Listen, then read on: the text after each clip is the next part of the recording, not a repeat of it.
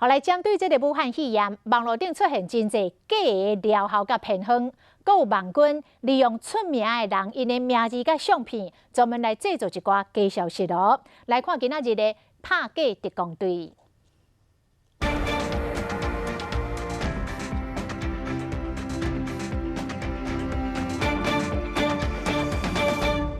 网络假消息唔有治疗效果，甲偏方即马嘛出现，网军用名人来写文章制作恐慌。精神科医师丁慧文因名甲相片，拢互人偷用，真困扰。它里面的内容，其实我看了就，觉得还蛮需要在意的，因为里面都是一些假新闻，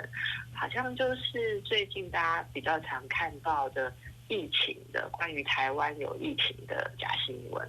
利用名人制作出来假消息了，这顶面写讲阮老爸是民进党议员，顶一摆甲王世坚开讲讲到肺炎，讲即马台湾已经超过500例死亡，200例啊，内容是有够含。台北市议员王世坚出面来解说。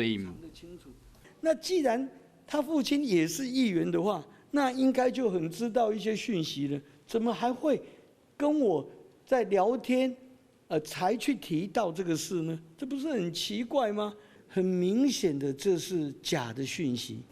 同款是政治人物立委郭家儒嘛受害，有一条假消息讲，阮老母是郭家儒议员伫台北一中的同学，民进党遭受真侪喙暗伤，议员拢会使领到喙暗，议员搁送2盒喙暗互阮。这个假消息的错误有够侪，包括郭家儒是立委，毋是议员，台湾嘛无台北一中。 政党袂使向中央疫情指挥中心申请防疫喙暗配额等等。网军乌白讲，用这个无影的内容挖乌造谣，伫武汉肺炎疫情遮紧张的时阵，敢会好民众惊吓，对防疫一点仔都无帮助。